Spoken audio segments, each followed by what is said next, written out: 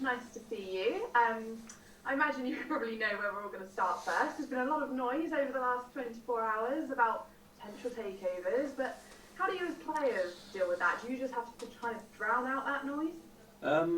Ultimately, it doesn't really, in the short term, it doesn't really affect us. So it's about us focusing on the job at hand, which is Torquay on New Year's Day, and it's my job really as a captain to make sure that talk gets squashed in the dressing room pretty quickly, and we purely focus on things we're in control of. So as exciting as it may be for everyone, it's business as usual for us really, and keep your head down and work hard focusing on Monday's game or Sunday's game.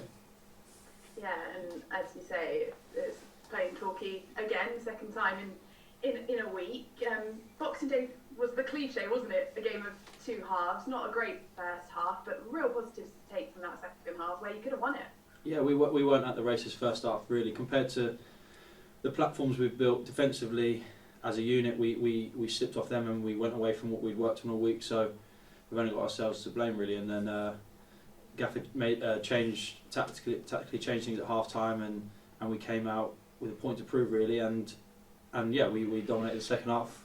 In the end, really, it's disappointing not to come away with a win. So it was frustrating walking off the pitch, but as you say, we could have been out of the game in the first half the way we played. So we kind of count our blessings and just focus trying to get 3 points when we play here. And having just spoken to Mark, he's not afraid to make those changes, is he? And he said he sort of had to manage the players that were taking off. Do you have a responsibility as captain as well, just to kind of just realise it was for the team and it just had to be done on that day? Yeah, I think sometimes it could, especially on a game like that, it could have been anyone really. There could have been several players who could have been taken off, and the Gaffer's a good experienced manager. He knows that big calls make big impacts on games, and it definitely did make a big impact. But it's just keeping the players their heads on side so they know that like the benefit of the team is more important than the individual really in instances like that, and keep them on side so we know everyone's pushing in the right direction, still going into the next games and the end of the season. And scoring that first goal in 4 games, that just must have been such a relief for players, and creating the chances as well that you could have had more than one goal. Yeah, we should definitely have had more than one goal. There were several opportunities throughout the second half where we created chances where on other days you'd like to think we'd be walking away with a goal, but it was definitely nice to get a goal after not getting one in such a long period. But it's now about us as a group of players turning ourselves into a 1 in 10 chances team, where we're scoring 1 in 10 to getting us down to a 1 in 6, so then we could become a lot more clinical and we could be out of sight by games really. I think we were saying in the dressing room, if we'd put away our chances this year, we'd be in a much better position than we are. So again, you have to take the onus on us as players to make a difference. And playing the same team twice in a row, does that change the way you approach the week? Do you do a lot more analysis, or do you just take it as a completely separate game? I think it's definitely taking them as different games, but they lost players on Boxing Day, so they'll be a different animal, so to speak. And it's about us really trying to take that second half and build on it. And the Gaffer's worked on that this week, and we're focused on the job in hand. And it is a different game, but obviously we know bits about them now which we were unsure of, and by the players available you can start piecing together what they might do. So it probably gives us a bit better idea going into today, but we haven't been overloading analysis so far. It's just mainly been focused on us and trying to turn that draw into a win. And being back at Hewish Park as well, unbeaten under Mark Keeper, do you feel like you are now going out at Hewish Park with a lot more confidence than earlier in the season? Yeah, I think I don't think we feel so vulnerable and like we're going to lose and concede goals. But on the other end, it'd be a lot better if we were winning the games at Hewish Park rather than unbeaten through draws.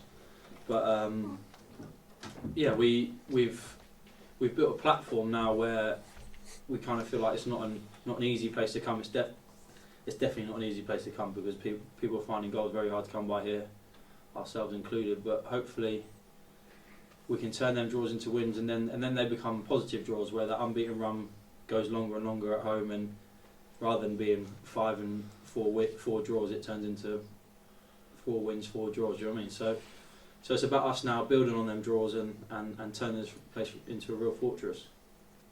We're pretty much at the halfway stage of the season. I imagine it's not gone exactly how you'd hoped, but it does feel like a bit of a false table at the moment with all the postponements. You've stayed in 19th for quite a few weeks now, but are you all guys all looking up the table for the second half of the season? I think we've got much more belief about us now. I think there's a feeling that we're pushing in the right direction, and we're starting to feel like a team who's going to go out there and win games. So there's a air of positivity. I think there's still a lot more to come from the group, and when the gaffer keeps implementing new aspects of his game onto us, and hopefully when the goals start to flourish, we will be in a really good position, because we're keeping it very tight at one end, and hopefully they'll be like London buses. That'd be nice. But yeah, I think it's definitely a case of us now. Obviously, we're not in an ideal position, and had at the beginning of the season we sat here and said this, we definitely wouldn't want to be here. But the table's funny, and we're a few wins in a row starts looking a lot better for us. So we're not out of reach from anyone, which is definitely a positive. I think it's just a case of building in the short term, building points and trying to draw ourselves away from the relegation zone, and then we can start to look to attack the middle of the table, really. And just lastly, when you signed your new contract in the summer, you said you wanted to bring back success that the club deserves. Do you feel like Mark Cooper's now starting to build something with you guys as a squad? I definitely think the gaffer's a person who can build something. I play against his teams at Forest Green, and I know if everyone buys into what he does, we'll be a very, very competitive team. And so far, I definitely haven't given us a successful period, but hopefully we're moving in the right direction to do that. And I definitely think the gaffers will build a good squad, and his way of playing is right up there in this league. So, and he knows what it takes to be successful at the end of the day. So all of those things put us in good stead as a club and as a town to hopefully bring success back to the football club. Thanks for your time, Josh, and Thanks, good luck on Sunday. Cheers, thank you. Hello. How are you, youngster?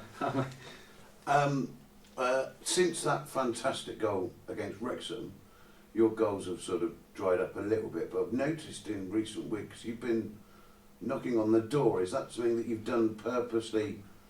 Because as a rule, central defensive midfielders are not attacking players, but you've been in some really, really good positions recently where you probably, in your back of your mind, gone, I should have put that away. Yeah, I think if you're in an open game, it's very, very hard to score in central midfield from holding midfield, in terms of if you're defending 1 minute, counter attacking. Whereas the way the gaffer likes to play and progress up the pitch, we're trying to get more sustained possession in the opposition half, and it definitely allows you to get in positions where you actually might be able to have a shot or can score. I'd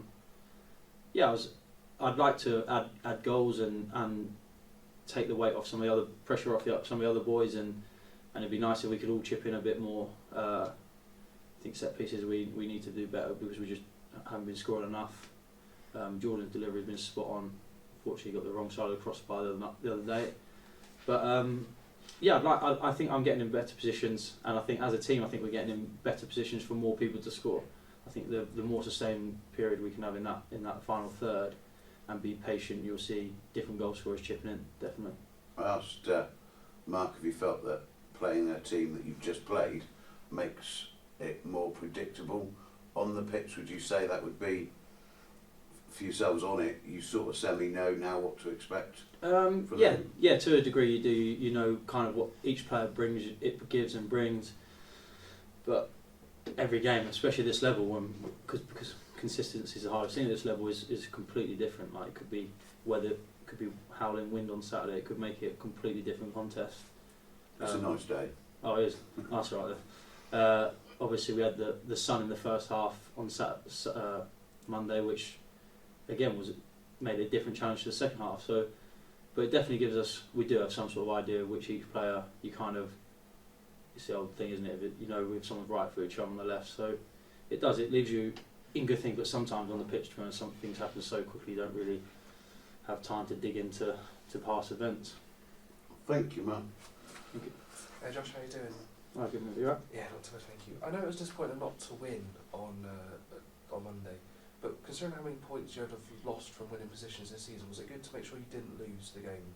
Yeah, definitely. It's, especially as we were behind, weren't we? In the past, we've given up leads, and kind of in early different stages of the season, we've been on the other foot there. We've had good first halves and got a goal, and then really camped back and couldn't get out. So it was nice to be. It was nice in terms of being the team which felt like we were pushing for the win rather than the one holding on to 1 point. But definitely, I think in that, especially after some of the previous results on Boxing Day, them games have been, well, we've come out on the wrong side of them since I've been here, definitely. So it was nice to not go there and give them 3 points, because in the past we have just given them 3 points, and I think they'll have come away with breathing a sigh of relief that they kept it kept a point. So it was nice. It definitely felt better coming away from there with something than nothing. But obviously, as we said, the way we kind of just couldn't quite get that 3 points was frustrating at the time. We're getting it all today. Fire alarms. Keep it entertaining. We've spoken to you before, and you've given quite emotional and quite heartfelt responses when you've been frustrated at times. Are you in a much better place yourself now with Cooper coming in and the team looking a bit more stable on the pitch? Yeah, I think I was always in an okay place myself, but it was very frustrating at times, and I felt like we owed it to the people of the club and the people of the town to do better, and it was very frustrating. I was the figurehead of that frustration, and it's nice. It does feel we feel like, as I said earlier, we feel like we've got the foundation in a safe place to move forward rather than holding on and just scraping by. I think there's a better feeling amongst the group. I think the balance of the group's better. I think players like Jordan have been an excellent addition, and they give you kind of that sense of the wins coming rather than just don't lose kind of thing. And I think it's definitely a more positive camp with the gaffer's very good at relieving pressure, and he's obviously, as I said earlier, very experienced, and it's not such a frustrated group. I definitely would say that. And you just mentioned Jordan there. How is it for a group of players when someone like him comes in as a bit of a statement signing, I guess, and he's producing assists and deliveries like he's been doing so far? Yeah, so it is at this level. Jordan's a real statement signing. I think we played together at Dagenham, and he was a lot younger, and he's really honed his games even more since then. And he's at this level, he's probably as good a flair player as you'll find in terms of taking a risk, getting on a half turn. In that final third, he adds quality which any team in this league will be lucky to have. So it was a real statement of intent from the club and from the manager, and he's definitely a great player to have on board. And last week you brought a bit of Christmas joy to some of the children in the hospital. How was that for you, and just how was it seeing the kids kind of lighting up to see you there and giving them a bit of Christmas joy? Yeah, it was nice. To be fair, I spoke to Marilyn about it, and she does a lot behind the scenes, and it was something I felt us as a group of players owed the town, and throughout since COVID, then kind of things have kind of been hard to implement. So I had a conversation with Marilyn. I thought it was important that we got out there and try to spread a bit of festive spirit. And to be fair to her, she organised it well, and we just had to turn up and try and put some smiles on some faces. But it was nice to feel like you're actually giving something back, not just on the pitch, in terms of adding to the community. That's great. That's